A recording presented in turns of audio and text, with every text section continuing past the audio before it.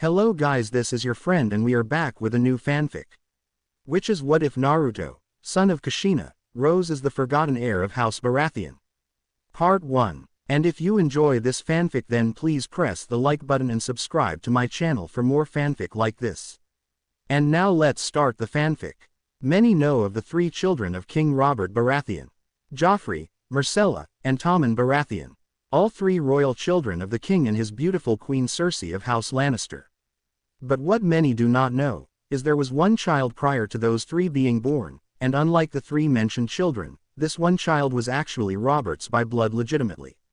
The official story behind the child to those who knew of him, was he had been stillborn, and did not survive long enough to breathe air into his lungs. It was a devastating blow to the king and queen when it happened, and many mourned the loss of Robert's firstborn son. Again, it was the official story. The unofficial story: the boy lived to scream like any baby screamed when brought into the world on a night where a storm howled outside of the Red Keep. The most violent storm ever recorded in the history of Westeros, to be exact.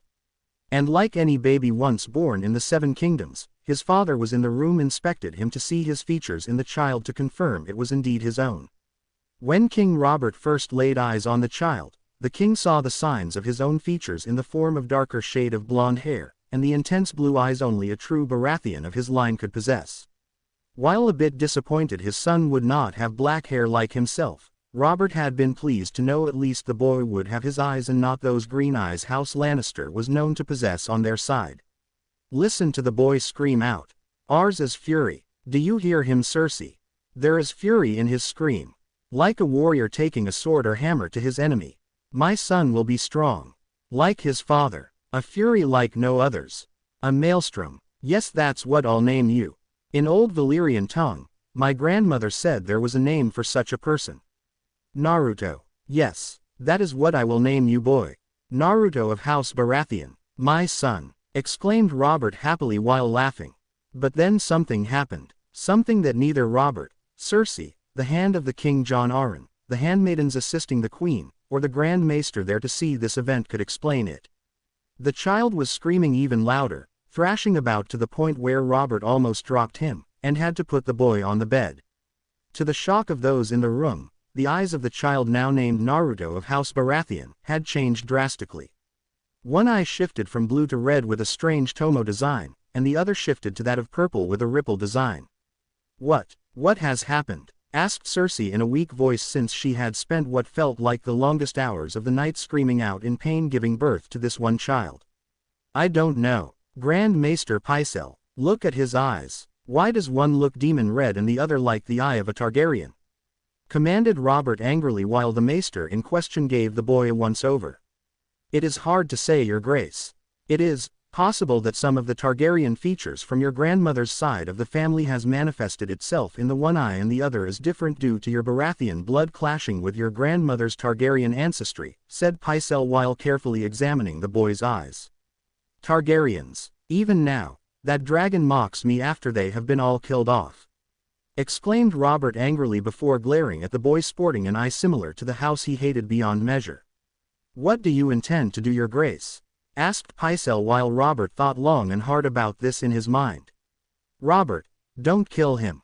He's still my baby, and yours, pleaded Cersei in her weakened state while Robert himself looked from her to the baby before his rage dimmed, just a bit. Raise him in secret for now.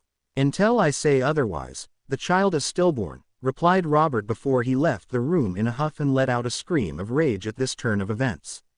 His son had Targaryen features. Targaryen. From Robert's grandmother's side of the family of all things. It was infuriating. It was bad enough he was of Targaryen blood thanks to his grandmother, but Robert had hoped the traits would never pass on through his seed. At the very least, his wife's own blood should help keep it from manifesting, but not. It seemed the strength of the dragon could not truly be suppressed. My queen, asked Pycelle after handing Naruto over to Cersei while knowing that even though Robert was king of the Seven Kingdoms, the queen's father held the most sway, and by extension the queen herself. As for Jon Arryn, he just stood by to watch events play out, knowing only his own sound advice to Robert following tonight could possibly save this child from an extremely short life. Do what your king commands of you, Pycelle. Everyone here is sworn to silence. Until a time comes, my son is officially dead to the world, said Cersei while she reflected on the fact her child with Robert was alive and the prophecy foretold by Maggie the Frog made itself known in her mind. Was this child one of 3 she would bring into the world and die before herself? Or was this something else entirely? Did the gods old and new change their plans and the destiny of the 7 kingdoms in the process? If so, then what did it mean for the child now in her arms? Or for those she would have in the future? Cersei did not dare think about what this new development meant for her as a woman or as queen of the 7 kingdoms. King's Landing, Blackwater Bay. Sometime later. Officially, Robert had declared his son a stillborn, as the rage over his son sporting the eye color of House Targaryen on one side, and a demonic red one in the other. His child was turned into something horrible. The eyes did not change back despite the fact he tasked Grand Maester Pycelle with finding a way to bring back Naruto's Baratheon blue eyes. With each passing day, week, and month the king of the 7 kingdoms became angrier over the fact his son was not becoming more Baratheon in appearance. Everyone who knew Robert also knew the man hated Targaryens with a passion not unlike how the Targaryens loved using fire on their enemies in a similar passionate way. After what they did to his beloved Lyanna Stark in kidnapping her away from him, only for her to die shortly before the war ended, had made Robert almost go mad with rage. He desired the entirety of House Targaryen wiped out and only tolerating the blood in his veins on his grandmother's side to the point of becoming the next legitimate ruler on the Iron Throne.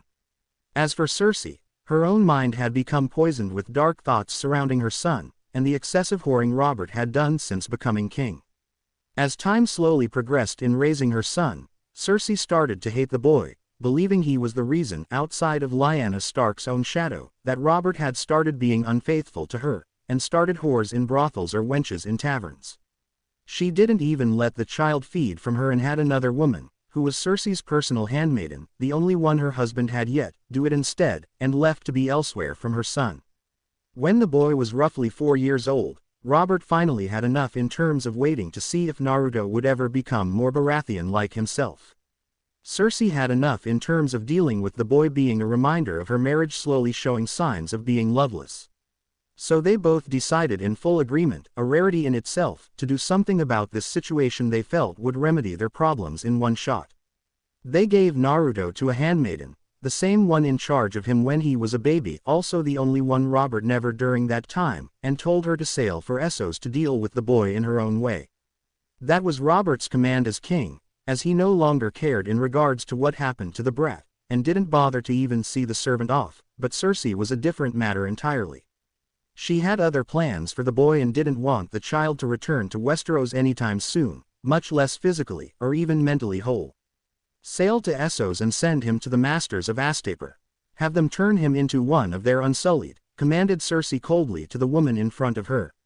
My queen, questioned the handmaiden while not fully understanding why the woman would give her such a command. Did I stutter? Sail to Astaper and turn him over to the masters handling the training of the Unsullied. They will ensure he is a proper, yet obedient warrior. They will also ensure the boy never truly becomes a man to any whore who catches his fancy and sire any bastards, said Cersei with a cruel smile on her face, knowing Robert got what he wanted out of his son being made a warrior, and so did she by ensuring the boy didn't one day sire children of his own. Simply because the Unsullied had no or balls to use due to the masters of Astaper cutting it off. Yes, my queen, whispered the handmaiden, who was a bit shaken by the cruelty of the queen, and the dark look in those eyes aimed at the very child she brought into the world. Good. No doubt the masters in Astaper will pay you a hefty sum for the child. You may keep it all as payment for your loyalty and silence on the matter when this is over, said Cersei while she motioned for the woman to depart on the ship with the boy. The handmaiden in question merely nodded and turned around while taking Naruto into her arms before walking toward the boat. Looking back for 1 second, the woman saw Cersei had already walked away from the port, and had no intention of stopping to even consider looking back herself. A gold dragon for your thoughts, my dear, said the smooth voice of Varys, the master of whispers from near the ship meant to sail for Essos. Lord Varys, exclaimed the handmaiden in shock, but bowed slightly all the same. I see you are taking the young prince away. Such a shame the child of royalty is sent away all because his father hates his natural features. Even worse, the boy's own mother hates her child due to her husband's whoring. No doubt she blames more on her own son's unique traits, which the queen believes encourages the king to be repeatedly unfaithful. I am starting to suspect madness is not just a trait shared only among the Targaryens these days, commented Varys while he looked at the sleeping child and wondered just how much milk of the poppy did they put in the boy's food and drink to knock him out. From what his little birds told him, the boy was energetic for his age, and yet was highly perceptive of his surroundings. As if he knew who to trust and not to trust in a just few short moments interacting with people. No doubt Cersei or Robert had a servant Naruto had never seen before drug his food before another, who didn't know about the milk of the poppy, giving it to him, and let nature take its course. By the time the child woke up, Naruto would have no idea where he was, and how he got there with the woman holding onto him during the entire ship ride over to Essos. Poor boy, he would have his little birds keep an eye on the boy's progress in Essos and see if the child could be of use to the overall benefit of the realm should Robert's clear, yet early sign of ineffective ruling fail miserably. Yes, and to turn him into an Unsullied. I had heard stories about them and how they are turned into slave soldiers for a slave army. It is wrong, whispered the woman with the feeling of sorrow in her heart while Varys nodded since he was from Essos and knew the cruelty of the world there was by far worse than Westeros could ever hope to be when compared side by side. And Varys did not wish for any child, much less this one, have something in common with him in regard to lacking the male appendage between the legs. Which is why I propose an alternative to your approach with what the royal family has asked of you, my dear. One where the boy does not become an Unsullied, but gains the fighting prowess worthy of a Baratheon, and being called his father's son, offered Varys before he slid gracefully to his left and showed a chest filled to the brim with gold. Lord Varys, this is too much, protested the woman while Varys smiled a gentle smile at her. Not when it comes to investing in the good of the realm, my dear. Take this chest of gold and spend it wisely on young Naruto. Raise the boy as your own son if you must while in Essos, but do not squander his clearly limitless potential. Something tells me the fate of the Seven Kingdoms will rest on that poor boy's shoulders. It will be your duty to ensure those shoulders are strong enough to hold said weight when the time comes, said Varys while the woman simply nodded and went onto the ship with two men taking the chest with them. When should I return with him? Asked the woman curiously with Varys smiling. When he shows his strength mentally and physically is superior to all those around him, said Varys with the handmaiden nodding. I will, Lord Varys, I will make this boy a strong Baratheon worthy of his father and be the future king of the Seven Kingdoms, whispered the handmaiden while she held the boy close. May I know the name of the woman who will be the boy's future mother? Questioned Varys while the woman smiled. It's Kushina, Kushina of House Uzumaki. My family bloodline can be traced right back to old Valyria itself, said Kushina while Varys was shocked, but pleased by this. Good to know. Teach him everything you know, my dear. Knowledge is power and he will need all the power available to him, said Varys while Kushina nodded and she held the child close. All the while the ship was sailing away from Westeros to Essos and one day, into the very beyond itself. No one would see Prince Naruto for nearly 20 years. Nearly 20 years later, Narrow Sea. A small raft with a single sail rode the waves of the brutal sea around one figure sitting in the raft currently acting like nothing was wrong. It didn't matter to this man that there was a storm around him. It didn't matter if there was heavy rain, thunder, lightning, and waves almost as big as the wall in the north within the realm of Westeros. To this one person on this raft, this was irrelevant in his mind, and he did not fear the storm raging around like a wild beast. For in truth, this man was the storm. It was a reflection of his rage, his wrath, his fury. It was a reflection of his soul. It didn't hurt him in the slightest. It never did. How long has it been since I was away? Has it really been close to 20 years? 20 long years of being away from my screwed-up biological family. I wonder what my so-called mother is doing now. If the rumors about her are in fact true, she is either doing one of two things. My Uncle Jaime or one of her male relatives if Jaime isn't around to do it himself. Now that my asshole for a father is dead and unable to put her to the sword, she'll no doubt spread her legs for just about anyone, thought the man while lightning flashed off in the darkness for a second and rode the wild waves on his tiny raft. The man in question wore dark boots made of the strongest material money could buy, as well as baggy pants, which he designed to be water-resistant for just this sort of situation with the rain coming down. His shirt was a mixture of red, black, and orange together in an intricate pattern of swirls that looked like the whirlpools drunk sailors from Bravos would tell in bar taverns. A thin layer of chainmail was underneath the shirt, but this type of chainmail was lightweight, so in the event of falling into the water, he wouldn't sink like a stone. His face was sharp, handsome looking if not for the red cloth hiding his face, and keeping the water out of his mouth. His right eye was blood red with 3 tomos in them, and the other one was a purple color worthy of any Targaryen with a ripple-like pattern in it. His hair was dark spiky blondish color, and it was a long mane running down the back of his neck while being protected by a large straw hat. On his back was a sword made of Valyrian steel in the shape of what his adopted mother called a katana from the days of Valyria was still strong. Also, unlike other swords of Valyrian steel, this one was crimson red, and had an light of sorts shining from the blade. Such a weapon had served this man faithfully for years now, cutting down man after man, warrior after warrior, and monster after monster in human flesh he had seen while in Essos. This man had traveled from Essos to Bravos and back again to Essos without fear or worry for his life. This man had fought with Cell swords from the Second Sons to the Golden Company itself.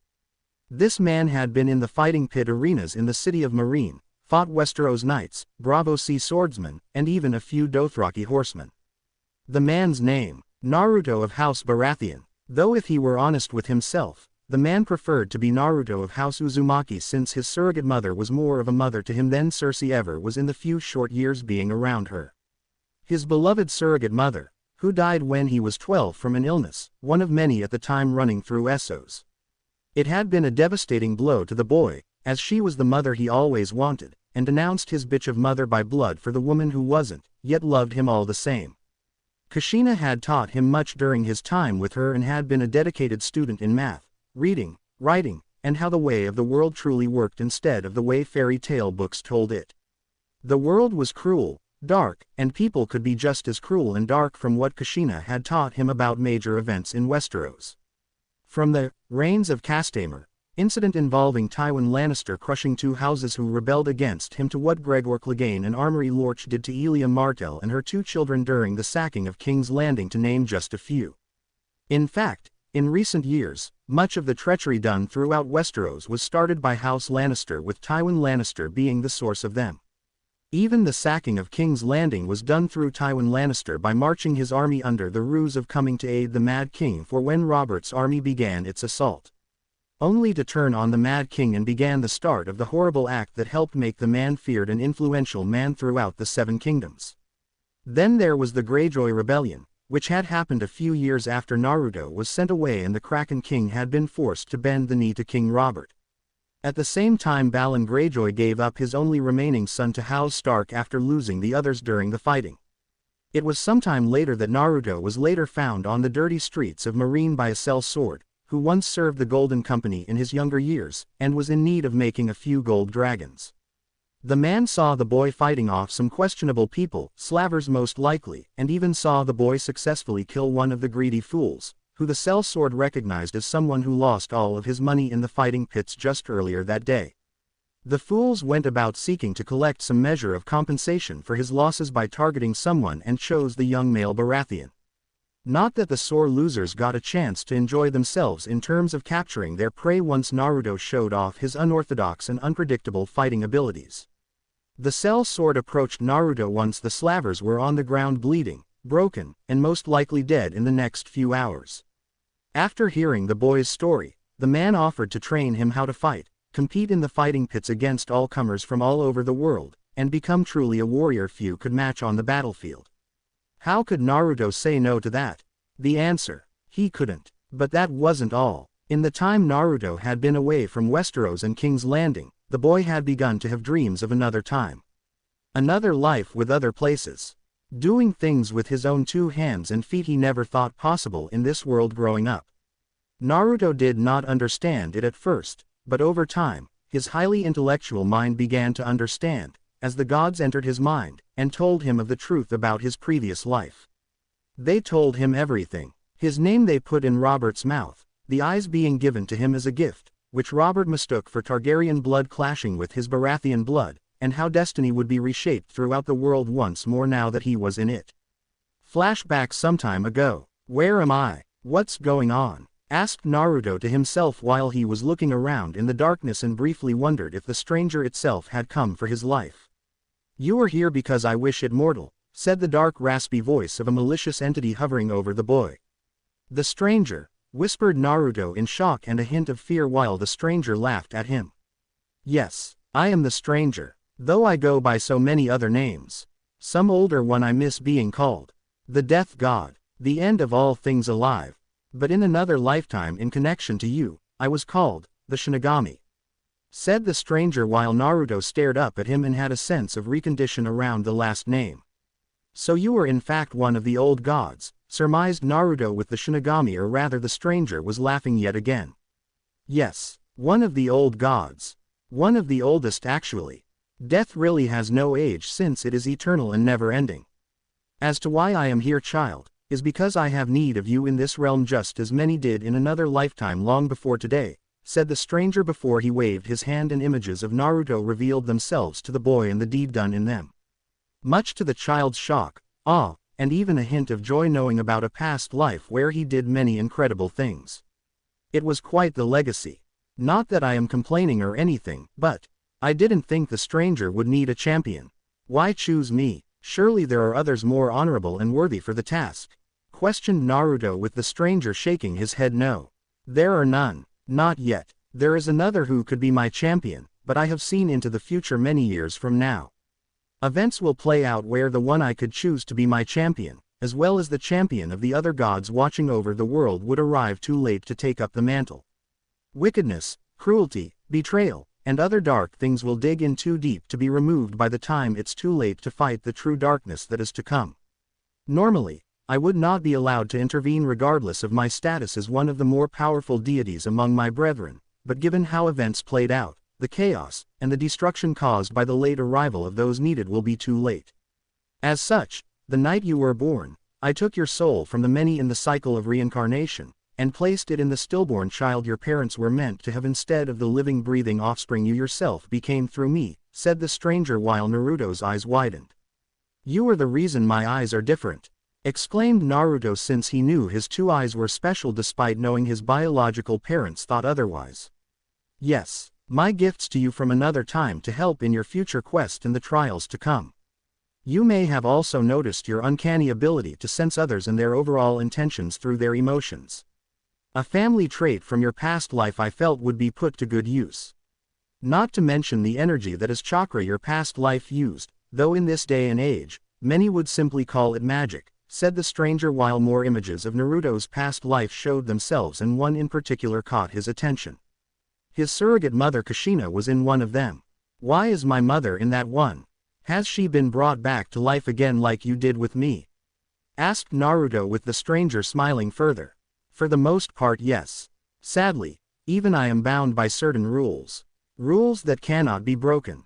While I could bring Kushina back to life from the reincarnation cycle, she is not my champion, or any champion of the gods. As such, your past life's mother will have no memory of you from that time in this one. Not even in dreams. At best, I could only give her the maternal instincts needed to raise you properly. I felt it was owed to her after she was killed the night you were born in your past life. My way of providing compensation for that moment in time. I also chose to bring her back because I knew what your current biological parents would do in terms of shipping you away and that you would need a mother, even a surrogate, to help in your future development. After all, who better to be your surrogate mother in this life to raise you, than the one you had in your past life? Said the stranger with Naruto nodding since there was no better a candidate. So what happens now? Asked Naruto curiously. Now you train. Train your mind. Train your body. You must forge yourself into becoming a warrior and leader this world needs in order to survive. Good luck, said the stranger before he vanished from Naruto's mind. House Baratheon's motto is, ours is the fury. I will become that fury. I will become the fury, thought Naruto while clenching his fists. End flashback. And now Naruto was coming home to rule over the 7 kingdoms to fulfill his destiny given to him the gods old and new. Provided this ugly ship in front of him would move out of the way of him and the storm his power created when at sea. The silence. Euron Greyjoy loved the storms the sea brought. In his mind, he was the storm. The first, the last, and everything in between that was within his reach. The man had sailed through all the seas the world had to offer, seeing new places, burning them down if it suited his ever-twisted mood. The exiled Greyjoy had gone about his traveling the world as a man born on the Iron Islands by pillaging, raped, murdered, and taken just about whatever life had to offer. Did the man care about the consequences? No, he had the drowned god on his side. He was the herald of change. The storm that would blow through all the ships, the men, and anything else that was caught up in it. No one could stand in his way. No one, not even this tiny insignificant raft heading in his path. What fool goes into a storm, my storm, in just a raft? Does this moron wish to join the drowned god? No matter. I am feeling generous today. I'll destroy his raft and let the fool sink to the bottom of the sea. Besides, I doubt whoever is on the tiny thing has any items of value, thought Euron Greyjoy while watching the man in the raft look up at him with an impassive look on his face. Before the man on the raft drew a sword from his back and lightning struck the blade to make it glow brightly in the darkness of the storm. It was like watching fire and lightning mixed together, spawning an unholy creation in the form of a sword in the hands of someone unworthy of such power. Euron didn't even remember barking out orders to his men, who he had enslaved years ago, to obey him. It wasn't hard to break their wills to serve his own, as each of them had their tongues cut out one by one, with each crewmember watching it happen. Euron made them all mute so he did not have to hear their protests to his orders when they were given, and silenced any form of mutiny they might create. But now Euron almost wished he could hear their voices while they screamed and tried to convince him that they should flee. Almost. Ours is the fury. Those were the words echoed through the storm. Euron knew them to be the house motto of the Baratheons. Spoken softly and yet heard as clear as a sunny day despite the storm surrounding the two opposites staring at each other through it. Almost as if the motto was bound to the storm that Euron Greyjoy himself thought was his own and herald his return one day to the Iron Islands to claim the salt throne his weak older brother currently sat on. But now Euron thought differently from where he stood on his ship. For another to possess such power of the storm, to command the lightning, the fire, and the winds in a way that it usurped Euron's own connection, was something else entirely. And it was proven when the figure on the raft made a horizontal slash with his crimson sword, which sent a literal wave of power, colored crimson like the sword's blade, toward his ship. His ship. It cut through the water, the winds, the storm itself, and headed right for the silence with a fury not unlike House Baratheon embraced with a passion. Acting on instinct, Euron dived for the floor, burying himself deep into the wood of his ship as humanly possible. Part of his mind screaming at him to flee, to escape from this new force of power that outmatched his own connection to the seas and the storms they brought with them. But Euron had blocked it out. It served no purpose to think, much less act like a frightened child, or one of those high-born women in their castles for that matter. He was an Ironborn, true Ironborn. And the Ironborn did not flee. They made others flee. They made others tremble. They made others fall in submission and pay the iron price. Sadly, his beliefs on this matter meant very little due to the man's ship being hit by the wave of energy. Said energy had not only cut through the entirety of his ship, killing much of his enslaved crew in the process in a most violent fashion, but somehow the act managed to set his ship on fire, and burning everything around him into ash. Himself included. How could this happen? I am the storm, the first and the last. How can I die when I am the drowned god's herald? Thought Euron while his body burned and slowly turned to ash with the rest of the ship and crew. And with that final thought running through his cruel Ironborn mind, Euron Greyjoy of House Greyjoy knew no more.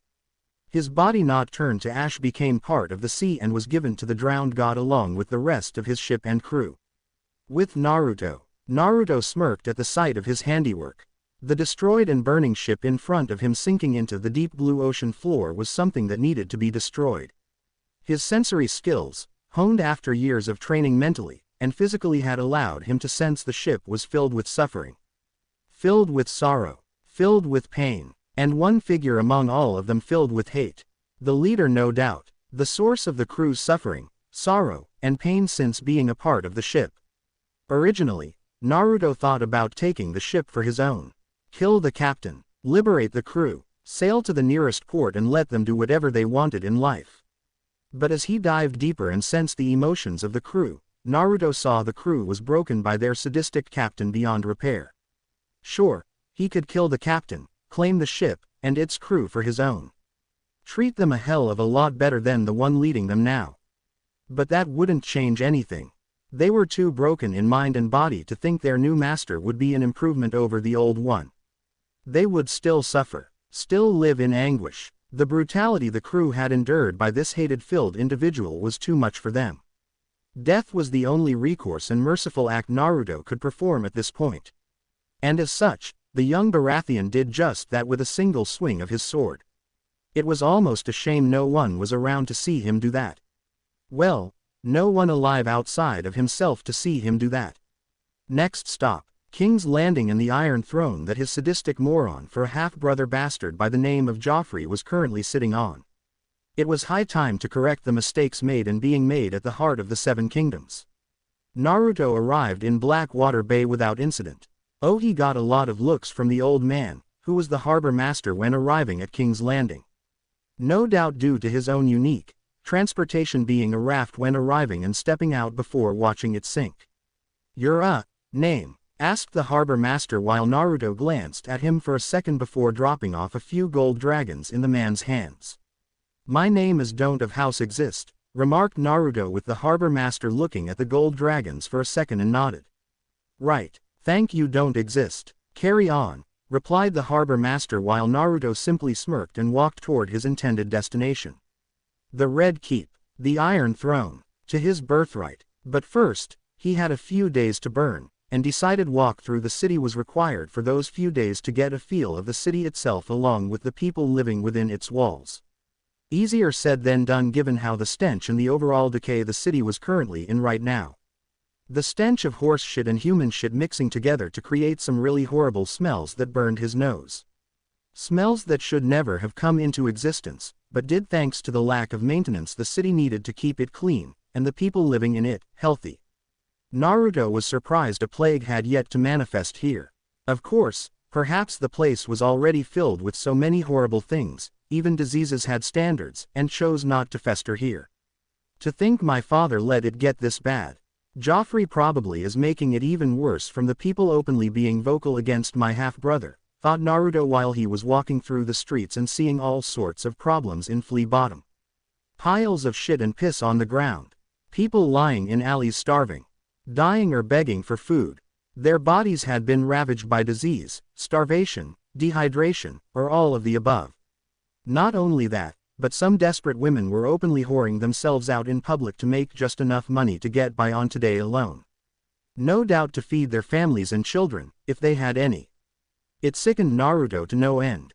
Instead of making King's Landing being a great city unlike any other, his father and half-brother had made the place into a damn cesspool.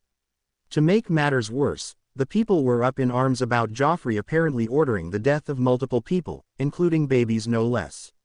The City Watch personally carrying out the orders with the Lord Commander Janos Slint having led them and doing it himself.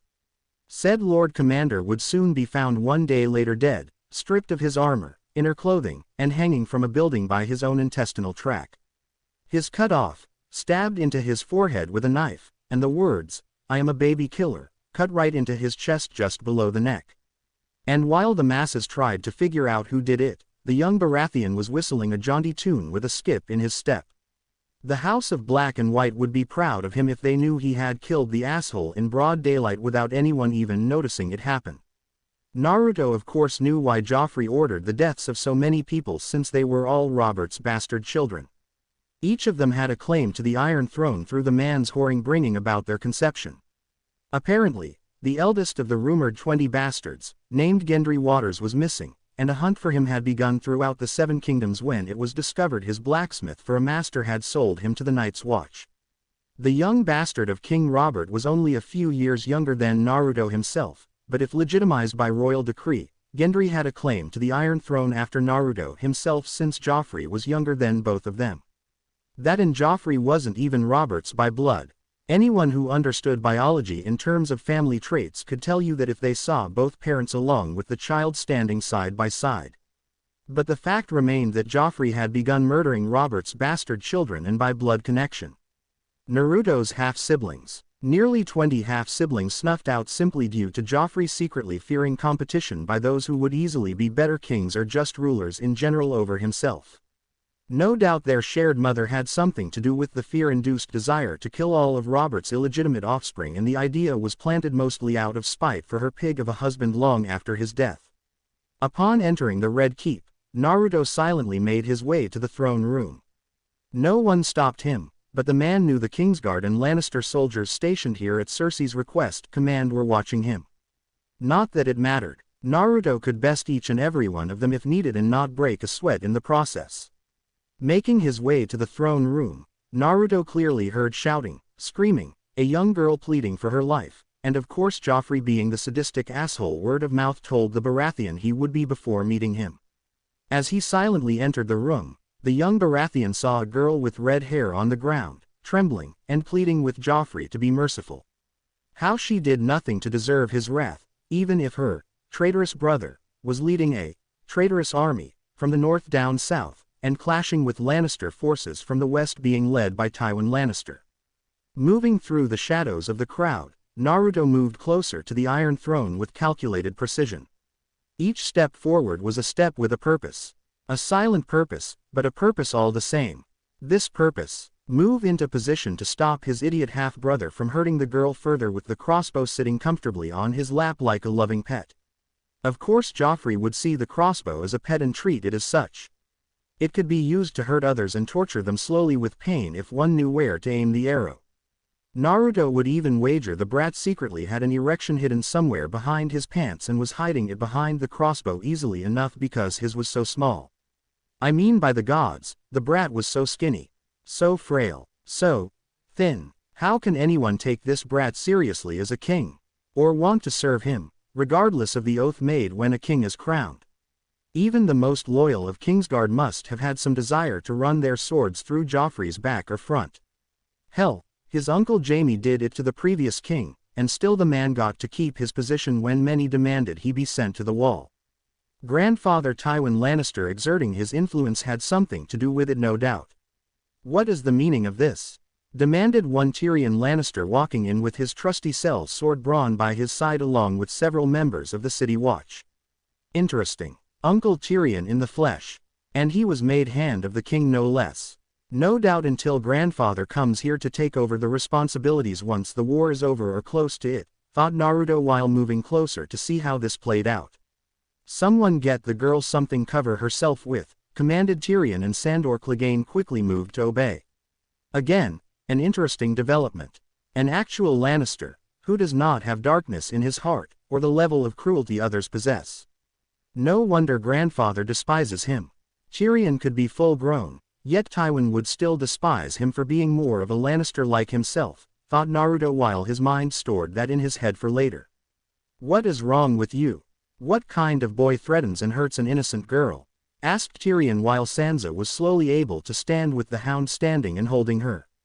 I am punishing her, replied Joffrey like it was the natural order of things. For what? She not fighting in a war, you half-wit. Countered Tyrion angrily, knowing the more beaten up Sansa Stark was, the greater the threat Robb Stark and the North would become during the war. You can't talk to me like that. The king does as he likes, exclaimed Joffrey with his own anger surfacing at being talked down to by his uncle. You are no king, nor are you a prince. Just a boy who thinks himself one, countered Tyrion while Joffrey looked ready to give the order to have his uncle killed. Naruto couldn't allow that. I agree. He is not a king, nor a prince, said Naruto while walking through the crowd and gaining the attention of everyone in the room. And who the are you? Demanded Joffrey while Naruto chuckled and ignored the sound of swords being unsheathed by some of the men in the room. Why Joffrey, I'm hurt. How could you forget about me? Of course you were just a baby at the time and we never actually saw each other. And in truth, I'm not surprised mother never told you about me given the ever-painful history she feels her life endured through my birth. But in case you haven't pieced it together, we are brothers, said Naruto while he walked toward Joffrey, ignoring the defensive actions of the Hound, Bronn, the City Watch, and the Kingsguard all reaching for their weapons. What are you talking about, you stupid little man? I have no other siblings outside of Myrcella and Tommen, replied Joffrey while Naruto chuckled again as he got closer. That is not entirely accurate. You see, before you were born, there was one child brought into the world during a night when a fierce storm blew all around King's Landing. It was a massive storm. Biggest and largest in the history of all the 7 kingdoms. It was as if the old gods and the new were bringing something into the world in a dramatic fashion that only they could produce. During that time while the storm raged, my father Robert of House Baratheon, king of the 7 kingdoms, was with our mother, as she screamed out in pain, and gave birth to a child with dark blonde hair with blue eyes. In the room at the time of this child's birth were a group of handmaidens, the hand of the king Jon Arryn, and Grand Maester Pycelle, replied Naruto before walking past a still cautious, yet curious Tyrion, and was ignoring the armed men watching his every move with even more caution. What do I care about this story? It doesn't concern me, remarked Joffrey while Naruto let out an even louder chuckle. Oh, but it does. You see, this child was thrown away by his parents for numerous, and ultimately stupid reasons.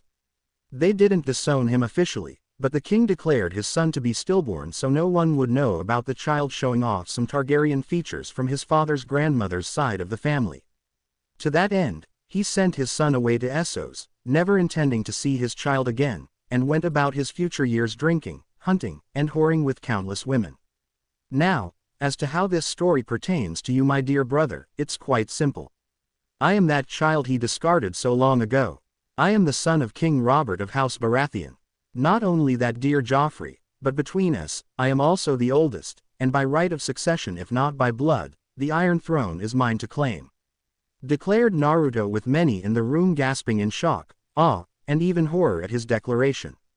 Lies. I am the eldest son and king of the 7 kingdoms.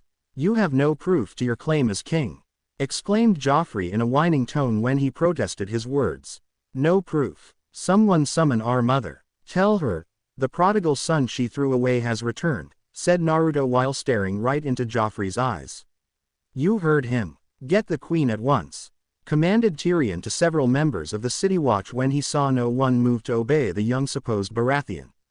You are an idiot. My mother will never acknowledge you as her son, much less be my older brother, said Joffrey in a smug tone while Naruto leaned down so he was more eye level with the blonde-haired boy.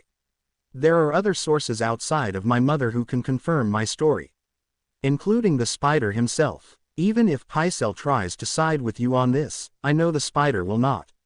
The man cannot lie. It goes against his position as the master of whispers, for he would never be trusted again if that were the case. And in the event both do lie in my presence about this, I will have their heads, and I will see to it they suffer greatly for it, whispered Naruto in a cold tone that promised pain to any who lie to his face. What is the meaning of this? Who are you? How dare you stand in the presence of my son? Exclaimed Cersei, running into the room with her cousin and only recently made knight Lancel Lannister trying to keep up with her. Another frail-looking Lannister, a submissive type tendency from what Naruto could sense from the blonde-haired man, and another interesting fact was that it happened to be connected to Cersei. Whatever hold the woman had on Lancel, it was clearly powerful enough to make the man do whatever she wanted to do, and Naruto suspected it might be of AL nature. At least that was what his sense of smell told him, given the scent of the two were covered in the same type of soap only a woman would use for a bath. Lancel wouldn't be near Cersei when she was taking a bath unless he was in the bath with her and they were not getting clean. Even the high-end armor the young man was wearing didn't hide the simple fact Lancel was another skinny young brat himself. Clearly thinking that fancy armor made the man over the man making the armor. Honestly, what was it with his mother's side of House Lannister producing such frail-looking men as of late? Thank the gods his father's blood was so damn strong that it overpowered such frailty. I know it has nearly been 20 years since you last saw me Queen Regent, but even still, a mother should know her own child by the sight of him, whispered Naruto before turning around and removed the cloth and straw hat around his face when he did. Naruto, whispered Cersei with wide eyes, yet her voice carried through the room like an echo. In the flesh, after almost 20 long years away on the other side of the world by your own hands no less, replied Naruto with a small bow. No, it cannot be you. You were sent away to Essos to die, or at least to become one of the Unsullied. That was my command to the stupid handmaiden who took you there, exclaimed Cersei while she had a look of denial on her face. Yes, well, my surrogate mother had other plans. I didn't become an Unsullied. Which is a good thing too, because I spent my time with quite a few women there when I wasn't in the fighting pits. Don't worry though, unlike my father, I didn't sire any bastards like you no doubt feared I would if allowed to keep my. Still, I imagine those women must miss me deeply after all this time. I did spoil them something fierce when we, said Naruto offhandedly while Bronn and Tyrion smirked. Only a Baratheon would say that about the women they were with, thought Bronn and Tyrion at the same time. As for why I am here, well, I think it would be obvious. I am here to claim what is mine by right and by blood. And what is mine by right and by blood just happens to be this ugly chair my little brother is sitting on while he pretends to be king. And a poor king at that, said Naruto while Joffrey glared, and soon Cersei did the same. You have no claim to the Iron Throne. You were declared stillborn and as such you are no longer the legitimate heir, countered Cersei while Joffrey smirked. That would only be the case if the declaration were true. Seeing as I am alive and still standing here in front of you, it's not. Therefore the declaration is invalid, replied Naruto while Cersei scowled knowing he was right. I have not seen my son in nearly 20 years. There is no way to tell you are him. For all I know, you are a fraud pretending to be my son, said Cersei while knowing there was no way to prove this man was her son from that one night all those years ago. Isn't there? Grand Maester Pycelle, how good of you to come. I imagine word reaching you of my return put an extra kick in your step. And you brought friends. How nice, said Naruto while seeing a nervous Grand Maester Pycelle quickly walk into the room with a calm Varys and an extremely curious Petter Baelish. Grand Maester Pycelle, is there any way to confirm this man was the son I gave Robert nearly 20 years ago? Asked Cersei while the Grand Maester glanced from Naruto to her while seeing the denounce his claims or else. Look, she was shooting him. None, my queen. Robert's child died in birth. His anger that night was matched only by the storm which surrounded the castle walls on the night in question, said Pycelle with Joffrey and Cersei smirking at him. See, the man lies. Kill him, commanded Joffrey while some more men moved to draw their swords. But were stopped when a heavy, invisible pressure suddenly filled the room and made a lot of people sweat nervously. The first man to point their sword, spear, or any other weapon on hand at me will die a painful death that will be told in stories and songs for generations to come. So if any of you wish to see tomorrow to your woman or a whore in a brothel, I strongly suggest that you decide against reaching for a weapon, commanded Naruto while he glared at the hound first before members of the City Watch, Lannister men, and Kingsguard met his unusual eyes. Those eyes, just like remember them all those years ago. The reason for Robert's desire to his whores when the reason behind it wasn't surrounding Lyanna Stark, thought Cersei bitterly. Now, as to the fact you say there is no proof, Grand Maester, I wish to ask a few short, yet simple questions pertaining to my legitimacy. Do you object? Said Naruto while now focusing on the elderly man. No, my lord, replied Pycelle with his eyes unable to look away from the warrior in front of him. He also missed the hitched noise Bronn made when seeing the various sigils on Naruto's left arm plate, though the others, namely Tyrion, did not. The two shared a glance at each other with Tyrion's eyes demanding answers to Bronn's response to seeing the sigils. Tell me something, Grand Maester. If the king declares something about a child he sees, say, being a stillborn baby, yet the child itself isn't stillborn, is the declaration made by him valid? Asked Naruto calmly while Pycelle stuttered for a moment. No, my lord, such declarations are not valid. In fact, to enforce false declarations goes against the seven as decreed by the High Septon. No liege lord, high lord, or even peasant would obey such a declaration if it was made by the king, said Pycelle while Naruto nodded. I see. Also, when the child nearly 20 years ago was born, you were in the room when the queen gave birth that night, correct? Asked Naruto with Pycelle nodding, since it was in fact true, since it was required for a maester, much less the Grand Maester, to attend to the royal family when the queen was in the process of giving birth. Yes, my lord, answered Pycelle simply. And prior to the King Robert's false declaration of the child being stillborn, the child in question was in fact alive. Isn't that correct? Asked Naruto with Pycelle sweating harder when the pressure increased when he refused to reply immediately. Yes, my lord. King Robert was quite happy the child was born. Called him a maelstrom due to his birth being around a storm and the child screaming out during it. He called the child his son, replied Pycelle with Cersei glaring at him. but at the moment the old man feared young man in front of him over Tywin Lannister's daughter. But something happened that changed, didn't it? When the eyes of the boy had suddenly shifted from Baratheon blue eyes. All Baratheons are known to possess for two differently colored eyes. One was a demonic red. The other one, a purple shade worthy of anyone from House Targaryen. Correct, asked Naruto with Pycelle nodding once again. It was most unusual to see after it happened. No one knew why. I concluded that the reason it happened was due to King Robert's grandmother was Targaryen and some of her traits, namely the eyes, were showing themselves. One was successful, the other was not, and as a result King Robert went into a rage about it.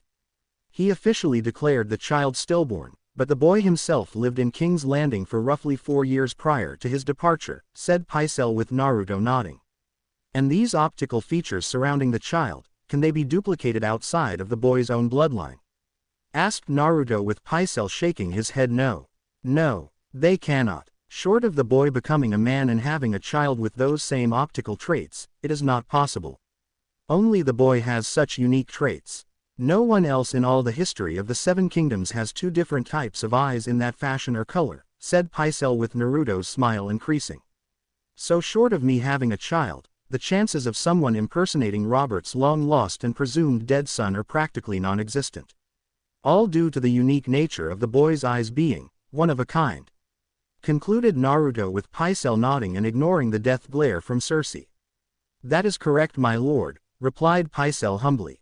Tell me, Grand Maester, are my eyes identical to the ones you saw all those years ago?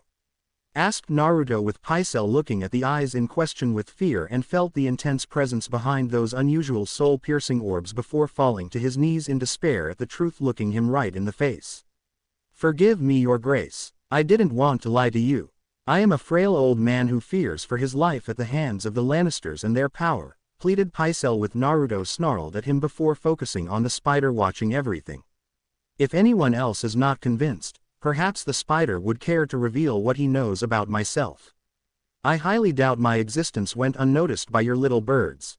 Though I am sure they had to earn their reward for such good pieces of information on me, said Naruto with Varys bowing slightly. Indeed, the man here is in fact Robert's child. A Baratheon both in name and blood. I was on the docks the day the boy was sent away to Essos with the handmaiden charged with sending him to Astaper to become an Unsullied. All at the command to the queen herself. King Robert didn't know she wanted that to happen, but even if he did know, I am unsure what his reaction to it would be given what the masters of Astaper do to boys in order to turn them into Unsullied, said Varys while Tyrion and Bronn flinched since they knew and were glad that never happened to them. It's a good thing my father never thought about it. Then again, my own deformity might have had a hand in it. I doubt the masters of Astaper could turn a dwarf into an Unsullied despite my father, who would no doubt pay them to try if he had the chance, thought Tyrion to himself. There were times he thanked the gods for making him a dwarf. Not always, but there were times his size did benefit the various situations he found himself in. My little birds have kept an eye on him for a while, and yes, you did make them earn their right to be my birds when you were in Essos. I must say your actions while there were most impressive from what I have heard, you starting out in the fighting pits of Meereen around the age of 12 years old following the death of your handmaiden for a surrogate mother. I offer my condolences to you by the way. She was a good woman to have loved and raised you as she did, said Varys since he had feared the plan of getting the boy to return once a man had been ruined, which was why he refocused his attention on Viserys and Daenerys Targaryen in taking the Iron Throne. Thank you, Lord Varys. Please continue, said Naruto with Varys bowing again. You eventually made your handler so much money, he had no need to have you fighting there, and even gave you a generous sum of the profits earned to travel all throughout Essos. You eventually joined the Second Sons for a while, turned down several promotions to be a lieutenant or a captain. Before long you were recruited by the Golden Company, and again turned down several promotions since it involved being behind in battle over the idea of fighting at the front. After a time with them, you parted ways, traveled the rest of the world, spent time in Bravos, and learned many things there too. Including how to speak in several languages fluently to the point where no one would think you were not from said places, said Varys with Naruto nodding since it was all true. It doesn't matter now, I am the king. I was coroneted and have the blessing of the High Septon himself. exclaimed Joffrey while Naruto turned to face his half-brother and made the boy sweat more under his gaze before walking toward the skinny little brat. All of which means nothing. You are no longer king. I am the eldest between the two of us, Joffrey. By right of royal blood and the rules of succession in that regard, I am the true king of the Seven Kingdoms, and I will not allow someone like you to sit on my throne. Get out of my seat. Now, commanded Naruto while Joffrey glared up at him despite the whimper coming out of his mouth. No, you can't make me, said Joffrey like a child having to give up his favorite toy to someone else, and watched Naruto lean closer so he was inches from his face. Now, you see, that is where you are wrong, dear brother. I can make you. I will make you. And if you don't get out of my seat in the next 5 seconds, I will beat you within an inch of your pathetic life before throwing you out of the Red Keep onto the shit-filled streets where people are waiting to finish the job I started. So by all means, resist. I will take great joy in beating you into an unrecognizable lump of flesh before I let the people calling for your blood for what you did to my bastard siblings have their way in finishing you off, whispered Naruto while Joffrey glanced at his mother, who paled at the thought of her son being beaten to death by the lowborn outside the Red Keep, and mouthed, "Do as he says, for now," to him. Slowly, Joffrey put down the crossbow that was once in his shaking hands, and put it on the floor to the side of the Iron Throne. Slowly, the boy got out of the Iron Throne, and he stepped aside for his older brother to calmly sit down as the official king of the Seven Kingdoms. After Naruto ripped the crown off the boy's head of course and put it on his own while making a mental note to have his own crown made since this was too small. All hail King Naruto of House Baratheon. Long may he reign, someone had said in the back of the crowd watching this drama play out. Someone Naruto had paid discreetly 10 gold dragons to say just what he paid him to say for this moment. The person had been surprised by this, but for 10 gold dragons, one did not ask questions and only obeyed when paid. Thank you. Now, first order of business as king, Sandor Clegane, please escort my dear brother to his room, and ensure he does not leave it for any reason until I say he can leave it, said Naruto with Sandor nodding and moved to escort an angry Joffrey back to his room. This can't be happening. My plans, my schemes, my every move to control the throne as Queen Regent is being thwarted. Thought Cersei with her mind going into a small panic. Lancel Lannister, please escort my shocked mother to her room. I imagine the sight of me in my return has overstimulated her mind and she needs rest. See to it that she does rest until at a later time of my choosing my mother will be allowed to leave it. Also, tell her she is expect to see me eventually for personal matters which we need to discuss in regards to the future. Important private things that cannot be ignored any longer, ordered Naruto with Lancel nodding hesitantly at him before making sure a shocked Cersei was followed him. And what is to become of me, your grace? Or should I call you my nephew since I am your mother's brother? Asked Tyrion with Naruto glancing at him with a small smile. You can stay, uncle. As for your position, I am making your station as Hand of the King permanent instead of temporary. And you can address me how you like despite my title as king. In fact, order everyone on the small council to gather for an important meeting in the small council room in a few days while news of my return and position reaches the people throughout King's Landing. We have many important things that need to be addressed. Important things that cannot be delayed. Not while I am king, commanded Naruto with Tyrion nodding and moved to carry out the order. Small council chambers a few days later. Naruto was already sitting down when members of the small council came into the room with looks of interest, curiosity, nervousness, and uncertainty clearly seen on their faces. It was no surprise to him that they looked, if not felt this way, since he was a wild card, a new piece added to the game board, and no one here had a way to deal with such an event like this. King Robert had been easy to run circles around due only showing up for 4 meetings in his 20 years as king. Jon Arryn had to spend his days cleaning up Robert's messes as best he could in his old age with little success. The same for Ned Stark, despite being a younger man compared to Jon when he became Hand of the King and lost his head for it. All thanks to Joffrey being a sadistic piece of shit for a king and even broke his word because he felt a king didn't need to keep his word simply because he was a king. Annoying little shit. Speaking of Joffrey, the little whiny brat cared more about hurting his own subjects over doing any form of ruling as king in the first place. The fool left important matter be dealt with by the small council and his whiny brother mother, which Naruto had the shame of saying was his mother by blood. Fortunately, Tyrion had played the game well as the king's hand, even if it was only a temporary position until Tywin Lannister was able to arrive in King's Landing. The dwarf for a Lannister always kept things close to the chest and making sure no one saw his cards. Even the Master of Whispers saw potential for Tyrion in this Game of Thrones to be a key player if allowed to keep his position of power and no one tried to kill him off. Though whether Naruto allowed this to happen was ultimately up to him now as King of the Seven Kingdoms. The announcement of Naruto being the new, yet again, king after it was revealed he was Robert Baratheon's oldest son and thus his rightful heir as king was still fresh in everyone's mind. No doubt word had reached Renly and Stannis despite the fact he had planned for Varys to send them messages via ravens to explain just how this came about. He hoped the two brothers would stop their power play to take the Iron Throne, return to King's Landing to reclaim their former titles on the small council. Though something told Naruto such hope was pointless given how stubborn his uncles were when they wanted something. Now that the issues surrounding my brother and mother are temporarily resolved for the moment, we need to discuss important issues surrounding the Seven Kingdoms. Starting of course with the war my moron for a sibling started with the North and House Stark. A war that has ultimately spiraled out of control with my two uncles on father's side of the family amassing their own armies to take the Iron Throne for themselves in the belief my father had no true legitimate male heir to claim it, said Naruto while he looked at the Master of Whispers to indicate he start. My little birds tell me Robb Stark has won a recent campaign against Tywin Lannister, capturing your Uncle Jaime in the process. However, the young Stark's advancement has slowed considerably given his supplies are thinning.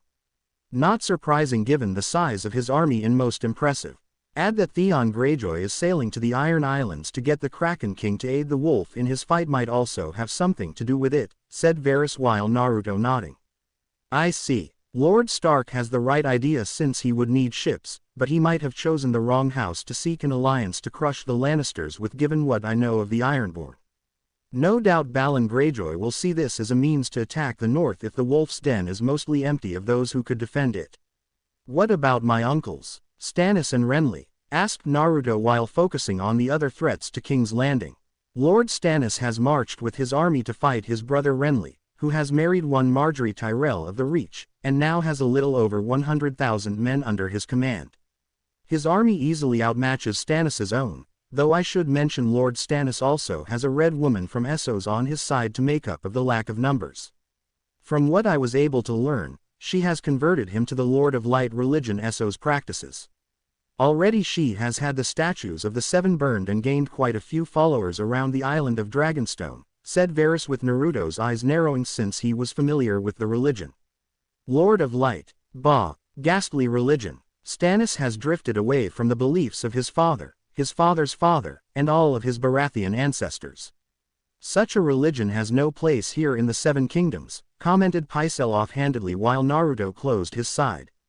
Renly is doomed. Stannis will win without losing a single soldier, commented Naruto sadly. How? Asked Tyrion since he was certain Renly would have the edge since the numbers he had far exceeded any other army fighting. Stannis doesn't need numbers in the form of military might right now. The Red Woman from Essos is all he needs. Her magical powers are not something to be underestimated, if used properly in the way she will no doubt suggest to him. I've been to Essos and spent a large portion of my life up until recently in that land. The sorcery behind their religion is not something to scoff at Tyrion. I'm sure even the Master of Whispers here will only reinforce that fact since he was once from Essos too, said Naruto with Tyrion looking at Varys, who nodded grimily since the man had seen, heard, and felt the presence of such dark magic when he was a young boy when a sorcerer had maimed him between his legs. It's true. I did indeed experience such things as a boy. Not something I wish to share with you since it is of a personal nature, but rest assured, the magic behind the Lord of Light is not to be underestimated, as His Grace just mentioned. If Stannis does use her and the dark magic as a means to defeat Renly, I fear it will be an act no one could trace back to Stannis, and thus no one can accuse him of kinslaying, said Varys while Naruto nodded in agreement.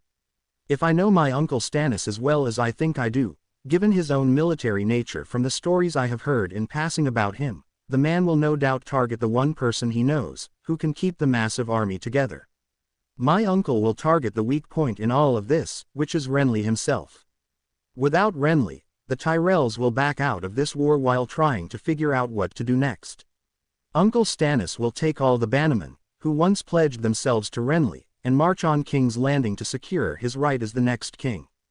All he has to do is kill his own brother using the Red Woman from the safe distance of his own encampment to ensure complete deniability, said Naruto grimly, with the others on the small council looking either unsure or worried.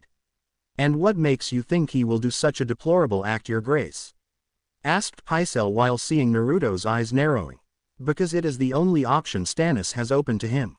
Without her, my uncle cannot win against Renly. She is the instrument from which he will achieve victory over Uncle Renly in this coming fight between brothers, answered Naruto while he looked at everyone in the room with a grave tone in his voice. And should he succeed, not only will Stannis become a kinslayer, if only in secret, but have the numbers needed to attack King's Landing. Both with an army of men and a fleet of ships, added Tyrion with a grim look on his face. Perhaps we can warn Renly of the threat this woman faces. Send an envoy or raven to him. Renly was always the more level-headed of his brothers.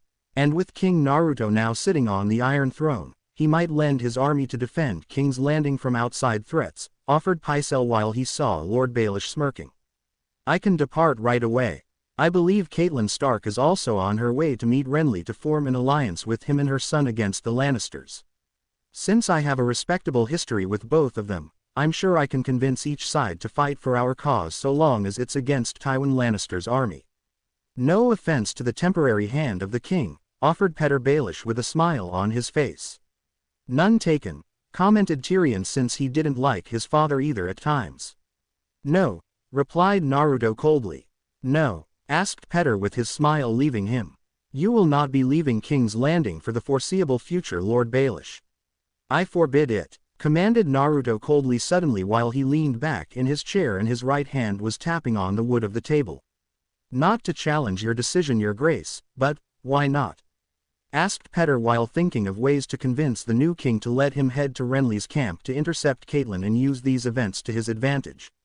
He had been planning to in the next few days and slip out of King's Landing to convince his beloved Catelyn to let Jaime Lannister go in exchange for dear Sansa and Arya Stark returning to the north unharmed. Granted, Arya wasn't here, but Catelyn wouldn't know that, and Petyr was certain he could fool his beloved into believing he didn't know she was not in King's Landing when arranging such a move. Of course, the plan to get her to do it involved retrieving Ned Stark's corpse, and the sword eyes from their current places in the city to bring to her. Once he did, Petyr was certain Catelyn would listen to him, and do what he asked in the name of honor.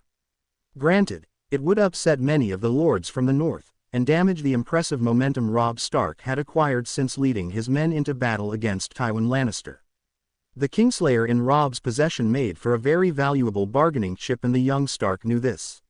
Everyone knew this, even if you had no experience in war from the start.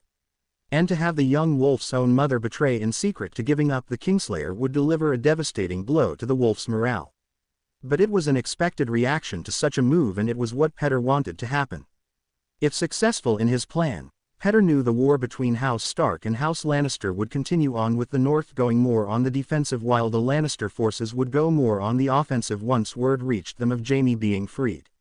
The more prolonged the war became with the Lannisters, the more moves he could make, and weaken all sides being played by his machinations.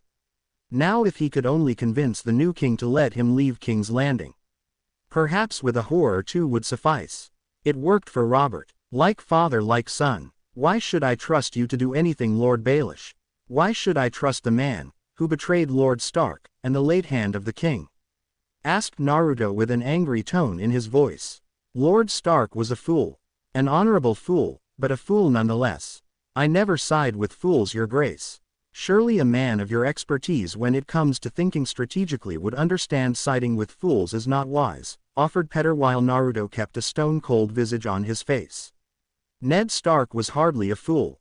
He believed in justice. He believed in honor. He believed you would side with him. The only thing he did that was foolish was tip his hand too soon to my mother and trusting you to back him in becoming regent and protector of the realm. Ned Stark had the men, the numbers, and the right to sit on the Iron Throne as decreed by my late father prior to his death. Had you backed him with the City Watch, the transition would have been peaceful, without bloodshed, and there would be no war with various houses trying to destroy each other. As it stands, I should run my sword through you, and mount your head on a pike before setting it on fire. Just make a point," said Naruto angrily while glaring at Petter Baelish, who looked a tad nervous since this was not going the way he wanted. "In my defense, your grace, said Baelish, but was stopped when Naruto raised his hand and shot him a glare. "There is no defense for what you did, Lord Baelish. Not only did you betray Ned Stark, you betrayed the final command of my father. In addition to this, I am appalled that you have caused the crown to become 6 million in debt under your watch as Master of Coin. Now, while I may not have been around during the time of the Mad King, I was under the impression the finances of the crown were very much in the black, correct?" said Naruto, with Baelish looking more uncomfortable since he was clearly not used to having his own actions being probed so deeply by someone higher in authority over himself. "Your father had a poor habit with spending the crown's money, your grace. I did what I could to keep the crown out of deeper forms of debt during my time as Master of Coin, but when your father gave me a command, I had no choice but to obey him," defended Petter, with Naruto's glare increasing. "If that were even remotely true, Lord Baelish, you would have obeyed my father's final command to support Ned Stark in being regent. As of right now, I hereby strip you of your title as Master of Coin. All of your assets are to be seized, including your brothels, and the money made from them will be used to lessen the debt the crown possesses. A debt you made and thus will be owed with your money fitting the bill," said Naruto, with Petter not liking this piece of news at all. "Your grace, no one can manage the crown's finances like I can. What will become of the brothels themselves? The girls working at each establishment need such a profession because they can do nothing else. Surely you won't close them down?" questioned Petter, with Naruto scoffing. "Of course not, but as of this moment, you will no longer have access to them, or make money through them. I will call forth the most advanced mathematical minds throughout the 7 kingdoms to take a look at your records and ledgers for the past 20 years to further determine just what you have done during your time here on the small council. I have no doubt that you have not been even remotely honest with your book writing, and as such, I need capable people here to find out what the hell you've done," said Naruto, while Petter looked very unhappy right now. "I am the Master of Coin for a reason, your grace. Without me to manage the finances, all of King's Landing, if not the 7 kingdoms, will fall apart," protested Petter, while the young Baratheon king glared at him. "As I said to you earlier, Petter Baelish, you are no longer Master of Coin, or the owner of the brothels. You are stripped of everything you own, Petter Baelish, with the exception being the clothing you are wearing now. Be grateful I don't have you thrown out of here to be mocked and beaten at my discretion," said Naruto, with his voice full of the authority one would find in a king. "Your grace, I must protest this harsh action. It is unjust," said Petter, while thinking of all the money, his information network, and the blackmail he had on influential lords being lost to him. "Do not speak to me about what is unjust, Petter Baelish. You will be confined to a room here in the Red Keep until I say otherwise. Or would you prefer I simply extend your so-called unjust punishment by throwing you in the black cells? Or maybe I should take your head off now and be done with you?" questioned Naruto in a deathly cold tone, with Littlefinger now sweating under his gaze. "No, your grace, I will humbly accept your decision," whispered Petter in a bitter tone of voice, while Naruto motioned 2 of his Kingsguard to take the man outside. "Not to press the advantage, but you really should kill him now before he has a chance to flee, your grace. Petter Baelish is very snake-like in nature and has some powerful friends willing to help him out if called upon," said Tyrion, since he never did like Littlefinger and blamed him for what Catelyn Stark did in trying to have him arrested for Bran Stark's attempted murder. "I'm sure he does have friends, Uncle Tyrion. Paid friends. We'll see how long they are his friends when Littlefinger no longer has money to pay them," said Naruto, while he saw Pycelle shifting nervous, but would wait to deal with the man later. "On another related subject discussed earlier, your grace, there is the matter of the North seeking independence from the crown. Even now, Robb Stark is being called the king in the North. If we do not do something soon, other kingdoms may break off as well, and seek their own independence," added Varys with a hint of concern in his voice. "Yes, such an event is something the 7 kingdoms cannot afford. What is the main reason for the North acting in this manner? Aside from Ned Stark's imprisonment and later on his death?" asked Naruto, with Tyrion making a noise since he felt the need to speak. "That is quite the long list, I'm afraid. First, it was Ned Stark being arrested on charges of treason in plotting against the late King Robert Baratheon. Second, was Ned Stark's death as you just mentioned. Third would be my father fighting for Joffrey to keep his crown as king. Fourth, are the 2 attempts made on one Bran Stark's life, which Catelyn Stark has blamed on my house, and to be more exact, me," said Tyrion while wincing at that particular memory. "We still have Ned Stark's body?" asked Naruto with Varys nodding. "Most of it. I'm afraid the head is on a pike, rotting away as we speak. Joffrey showed it to Lady Sansa in an act of cruelty toward her. The rest of the body was given to hungry dogs on orders by Joffrey until they were done with him. While a majority of the body is still intact for the most part, I would not recommend showing the remains to Lady Stark if she were to ask to see it," said Varys while Naruto nodded with this very presence now giving off cold angry feel to it. "Retrieve the body and the head to prepare for the return north to be buried in Winterfell where he belongs. Kill the dogs that Joffrey used to feast on the man's flesh and dump the dead animals in my brother's room with him in it. Every City Watch member bribed into siding with Joffrey and killing Ned Stark's men are to be sent to the wall or put to the sword. Give them all the choice to choose their fate. Speaking of swords, is Ned Stark's weapon of choice ice still in our possession?" said Naruto with Varys nodding. "With the king's justice Esser ill in pain. The very same man who took Ned Stark's head at the command of Prince Joffrey," said Varys while Naruto scowled further. "I will deal with him myself. Tyrion, take your cell sword, and some trusted members of the City Watch to secure the sword along with Ned Stark's remains. If anyone gives you crap, use your authority as Hand of the King, and my authority as King to knock them on there. I want everything that is Ned Stark in terms of his body and weapon ready for departure back to the north in 2 days as a show of good faith in proving I am not like my idiot brother. Find some suitable and trustworthy Kingsguard to help transport the remains back to Winterfell. Also, send a raven to Robb Stark about how he should send some men back to the north to guard its flank should Balon Greyjoy decide to launch a surprise attack on the north itself. Explain to him that the Greyjoys are a bitter house and will see this as a means to exact some measure of revenge for what they will perceive as past slights," commanded Naruto with Varys nodding. "The failed Greyjoy rebellion and Theon Greyjoy becoming a hostage of House Stark in the north. I will add that to the message, Your Grace," said Varys knowing that alone would make Robb Stark think to defend his back should the negotiations Theon tried with his father ultimately failed.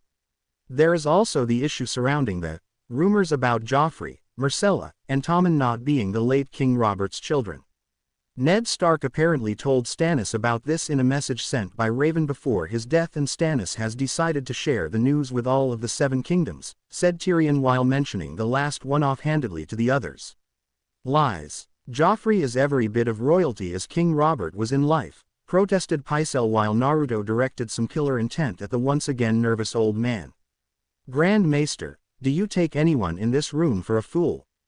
Asked Naruto while the old man shook his head no. Of course not, Your Grace. It's just, the idea of Joffrey Baratheon being well born from that is not something one wishes to believe, replied Pycelle with Naruto nodding since he could see that. And yet deep down, you knew the truth.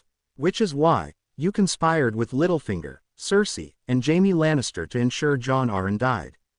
Didn't you? Demanded Naruto while Pycelle sputtered in protest.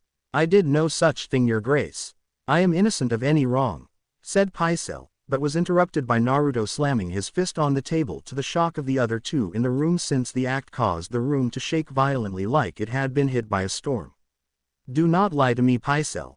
I hate liars, yelled Naruto since he had always felt that way about people lying to get what they want and just couldn't take it anymore. It was bad enough he had to deal with it in Essos with the wise masters or rich nobles flaunting their wealth to buy slaves for their amusement. But it even worse with Pycelle and Littlefinger since those 2 knew more about lying and deceiving than knowing how to do their own jobs on the small council. Pycelle knew too much, talked too much, and lied too much while acting like a feeble old man at times to make people believe he was not a threat. Which just wasn't true. Petyr Baelish lied to everyone every single damn day from what Naruto sensed from the man the moment he entered the throne room to see the rumored heir to Robert Baratheon's rule. Hell, Naruto wouldn't be surprised if the man didn't know how to speak the truth, and was the one skill Littlefinger was incapable of doing. Ours is the fury indeed, thought Tyrion and Varys while seeing Pycelle shivering in fear. I'm sorry, Your Grace, whispered Pycelle with Naruto scowling further before taking a very deep breath and regaining control of his temper. I don't want your weak apology, Pycelle. What I want is the truth. Did you or did you not conspire against Jon Arryn and Ned Stark when they got too close to the truth about my brother's real parentage? Asked Naruto with Pycelle nodding since there was no point in denying it now. Yes, Your Grace, I did. Jon Arryn was looking at Robert's bastards and comparing them to Cersei's 3 children. He borrowed the book detailing the lineage of the 4 great houses of the 7 kingdoms to further gather evidence against your mother. When he asked for the book, I knew the late hand of the king would discover the truth, and I told the queen about it. From there, she conspired with her brother Jaime Lannister, Petyr Baelish, and one other who was capable of poisoning Jon Arryn under everyone's nose. Someone nobody suspected would be capable of doing the dreadful deed, said Pycelle with Naruto frowning and saw Varys frowning too. Who is this other person? Asked Naruto with Pycelle hesitating for a moment. Jon Arryn's own wife, Lysa Tully Arryn of the Vale. She poisoned him, said Pycelle with Varys and Tyrion looking at him like he just said the White Walkers had crossed the wall. Why would she agree to poison her own husband? Asked Naruto while not seeing the connection to the woman killing her husband and joining in the conspiracy. I might be able to answer that, Your Grace. It is a well-known fact Petyr Baelish was a ward of House Tully in Riverrun. He apparently fell in love with Catelyn Tully, but she was engaged to Brandon Stark, Ned Stark's older brother and future warden of the North prior to Robert's rebellion. After his death at the hands of the Mad King, Catelyn married Ned Stark despite what Petyr had hoped was his second chance to marry the woman of his dreams. Sadly, it was not to be for Petyr Baelish. As for Lysa Tully, she loved Petyr Baelish the same way he loved Catelyn Tully. Unlike her sister, Lysa never warmed up to her husband Jon Arryn, who was a much older man, and would spend his days in King's Landing dealing with King Robert instead of attending to the needs of his wife. If I were to make an educated guess, Lysa Arryn still holds a great deal of love for Petyr Baelish, and he convinced her to do the deed of killing her husband with the poison provided by the Grand Maester Heir, said Varys with Pycelle nodding. So that's why she was so hell-bent in having me blamed for the death of Jon Arryn. The woman had a very crazed look in her eyes when I spent my short time in the Vale, added Tyrion with Naruto thinking things over in his head. I see. This does pose a serious problem. One that cannot be handled swiftly like I had hoped it would, said Naruto with his mind thinking a mile a minute. It is clear Petyr Baelish is guilty of treason on multiple levels, Your Grace. Sadly, if we kill him now, we make ourselves an enemy of the Vale. Lysa Arryn might even join her forces with the North if it benefits her cause to see us destroyed for killing Petyr Baelish, or if she learns of him being imprisoned by what she will believe are false charges against her not-so-secret love, said Varys while Naruto nodded. I did not just become king of the 7 kingdoms only to have this entire city burned to the ground at the hands of multiple enemies. So we must act accordingly. Pycelle, you are no longer Grand Maester. You lost that right when you conspired against 2 hands of the king and will be immediately replaced with someone far more fitting of the position. Until that time, the position is vacant, and I leave my hand of the king to find someone who can do it properly in your stead, replied Naruto with Pycelle weakly nodding. And what is to become of me during this time, Your Grace? Asked Pycelle fearfully, since death or the wall did not appeal to him in the slightest in terms of choices. For now, you will spend your remaining days in the black cells until I say otherwise for your crimes. Should the Citadel wish to punish you, I will allow it provided what they decide to do is a befitting punishment. Be grateful I don't put you to the sword right now, old man. I am very tempted, replied Naruto with Pycelle nodding.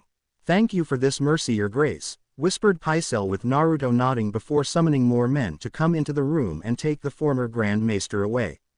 The small council seems to be getting smaller, remarked Tyrion with Naruto nodding.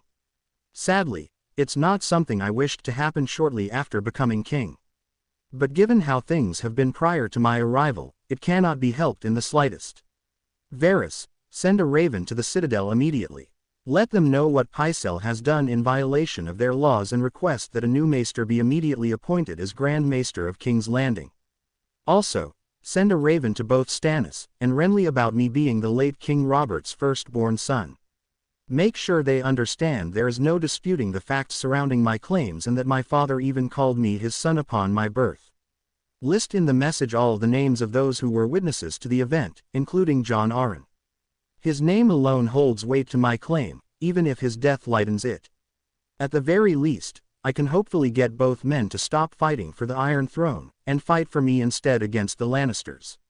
Also, when you send a raven to Robb Stark, ensure he knows that his sister Sansa will not be treated poorly while I rule as king, and inform him that I do not have his younger sister Arya Stark. Speaking of the girl, where is she exactly? Said Naruto, since getting the support of the North and being in their good graces would go a long way in the future. She went missing following Joffrey's move to take the Iron Throne and after Ned Stark was executed. Not to question your judgment, your grace, but should we let Robb Stark know about this too?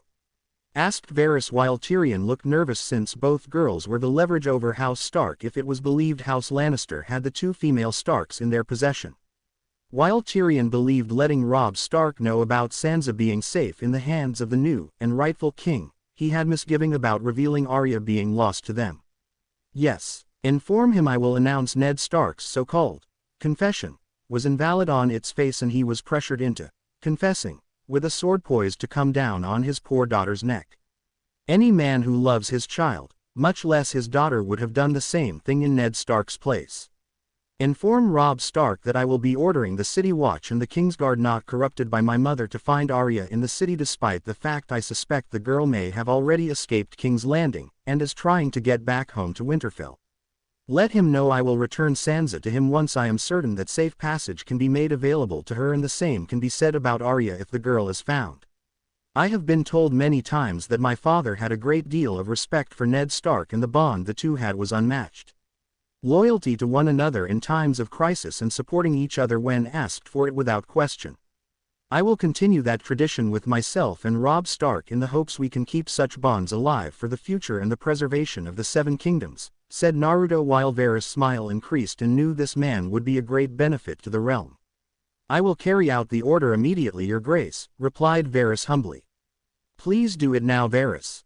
Uncle Tyrion, you and I need to talk, alone, said Naruto with Varys nodding and left the room silently as always. What do you need to talk to me about, your grace? Or am I allowed to call you nephew now? Asked Tyrion while pouring a cup of wine for himself. The rumors about my mother and my uncle Jaime birthing my siblings, before today when it was practically revealed in this room, you knew they were true, didn't you? You knew Cersei and Jaime had an incestuous affair long before anyone else did, am I right? Asked Naruto with Tyrion pausing for a second in his drinking before he finished it and staring at his now empty wine cup. Yes, I knew the rumors were true long before anyone else knew the horrible truth behind their forbidden affair with each other. My brother and sister have always been close in terms of family bonds. Obsessively so from what I have seen when they think no one is looking. With Robert's constant whoring, it was inevitable that Cersei would find herself in the arms of another man to punish him in her own way. Though I doubt that the overall concept for revenge against Robert by another man applied to our brother Jaime being said man to do it. If father found out, he would have Cersei and her 3 children killed, and as for Jaime, I don't know how father would punish him since he was meant to be the heir to Castle Rock, said Tyrion, knowing his father was among the most ruthless men in all of the Seven Kingdoms and would do just about anything possible to make his enemies suffer for even the smallest slights against his legacy. Even if it was said legacy that caused the slight in the first place. Joffrey aside, we also have to figure out what to do with Myrcella and Tommen, since we both know neither of them can claim to be of royal blood if this gets out. I don't want my remaining half-siblings to suffer further for the stupidity that is Joffrey's actions. Or the actions of their mother, said Naruto, knowing his mother was an idiot and didn't think things through simply because she believed royalty had all the power. That she held all the power when in truth, Cersei held none. Flashback: Red Keep. Cersei's room the previous evening. Naruto entered his mother's room. She was sitting in a chair reading in front of a desk and pretending to look calm. But Naruto knew otherwise. She was a fury of emotions right now. Anger and hatred being chief among them. Did he care? No. Why would he care when the woman in front of him sent her firstborn son to Essos to become one of the Unsullied? The Unsullied. She wanted him to become slave soldier without a and thus not a real man. The masters of Astapor thought slave soldiers with could not focus on the tasks given to them because all they would think about were women in their free time. Have you come to kill me? Or are you going to simply stare at me like you have never seen a beautiful woman like your mother before today? Asked Cersei while she looked up from her book at him. Kill you, and become a kinslayer? You must think so lowly of your firstborn son to think I would go so low in removing you from my life. It is surprising though that you would think such things given how low Joffrey has become since being raised by you. Given the rumors of his cruelty, I have expected one of his younger siblings to meet his or her end by now, commented Naruto calmly while he saw Cersei glare at him for that last remark. Joffrey is a good son. My one true firstborn son among my children. Not the monster you were when I brought you screaming into the world, said Cersei with Naruto scoffing at her words. The good son. What good has he done? Tell me, what grand thing has my brother done to make you proud of him? Aside from killing a harmless pregnant cat, going back on his word to spare Ned Stark upon confessing his so-called crimes against the crown, or ordering the execution of Ned Stark right on the steps of the great Sept of Baelor. You do realize the last one is considered a sin in the eyes of the Seven, right? You do know Joffrey just damned House Lannister for future generations to come, right?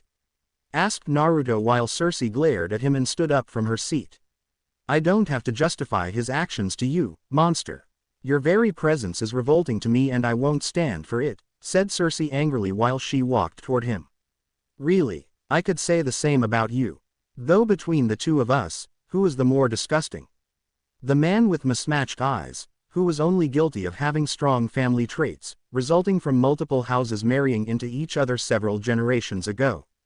Or, the man's mother, who constantly her twin brother Jaime, and produced 3 children born of their incestuous affair while trying to cover it up by any and all means necessary. Not to mention your more recent affair with your first cousin Lancel Lannister, who is your father's brother's son. I wonder what grandfather would think or do if he learned the horrible truth behind your 3 children. Or the fact you spread your legs like a whore, but only for members of your own family. Questioned Naruto before he caught the hand moving to strike him in the face. You have no right to judge me, my son. I did what I had to do. I did what I have always had to do, and that is protect my family from harm, whispered Cersei venomously while Naruto once more scoffed at her. And what about me, my so-called mother?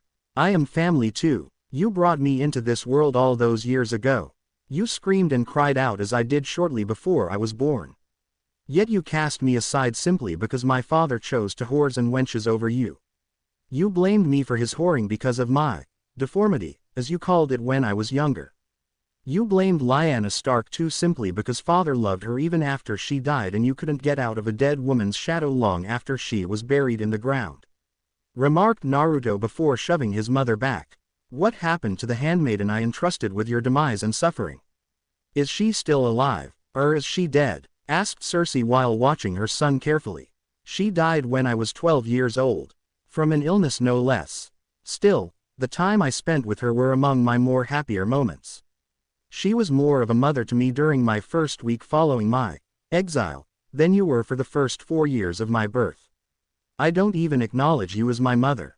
Kushina was my mother. As far as I am concerned, you Cersei Lannister are a whore, who gets off on incest-based relationships with her twin brother, and on occasion when Jaime isn't around, her first cousin. Grandfather would be so proud of you in becoming his great legacy he left behind to continue on the Lannister name, answered Naruto with Cersei's hate-filled glare increasing at the end when his voice became laced with sarcasm. So what will you do now? With me, Joffrey, Myrcella, Tommen? Will you be like Ned Stark or Renly? Plan to place us under arrest? Hold us all hostage until my father stops fighting the northern barbarians while you betray me further by making peace with them all? Demanded Cersei with Naruto nodding. Yes, I am for the most part. Joffrey will have the choice of the black cells or the wall to spend the rest of his life for his crimes. Prince or not, king or not, he did horrible things, and the sin of killing Ned Stark where he did demands my half-brother be punished for it. But don't worry, Myrcella and Tommen will not be harmed under my orders. They are innocent in all of this and don't deserve to be punished for your ups with Joffrey, said Naruto while Cersei sneered at him. You being the worst of them all. Had I known you would have survived Essos thanks to that bitch of a handmaiden, I would have thrown your drugged body into the sea myself. Exclaimed Cersei angrily at her son, only to be grabbed by the throat a second later, lifted off the ground, and slammed into the nearest wall with Naruto's iron grip for a hand holding her in place. Do not mistake me for a man who shows mercy to his enemies or shows it lightly in the first place. You are my enemy Cersei. You are an enemy to House Baratheon. You are an enemy to House Stark. You are an enemy to the Seven Kingdoms as a whole because of your inability to let go of your power with the changing times. You would not let Ned Stark become regent because it would mean you would not longer hold power as queen. You would not allow anyone to deny Joffrey the Iron Throne because you couldn't stand the idea of being without power and manipulating Joffrey to do your every bidding from the shadows, which does provide a great deal of it. But power does not last. It does not in the hands of a kings, queens, the princes, the princesses, the highborn, the lowborn, the sinners, or the septons themselves. Power leaves us and the more we try to grab onto it, the faster it is taken away, and we are soon left with nothing. Just as you are now left with nothing, replied Naruto, as he held Cersei in his iron grip. You won't kill me. You will become a kinslayer. You would lose the support of the people and many would wish for Joffrey to take the throne again, said Cersei while Naruto just gave her a quick nod. I know, which is why I won't kill you. Unlike Joffrey or yourself, I do not embrace the idea of killing my own blood to further my ambitions, said Naruto before throwing her onto the floor. How noble of you, spat Cersei bitterly before she found one of her hands stepped on by Naruto's boot and cried out in pain. You misunderstand. I won't kill you or Joffrey, but that doesn't mean I won't hurt either of you in other more profound ways. Like making your bodies reflect both your twisted minds and your very putrid-looking souls, said Naruto with his sword now drawn for Cersei to stare at in fear. You would draw your sword against me, your mother, your own queen, demanded Cersei while staring at the sword before she looked right into his eyes. You are not worthy of being called my mother. In the eyes of the seven, Kushina of House Uzumaki was more worthy of being called such a title. As for being my queen, you are queen regent, if only that for now, and thus have no real power here.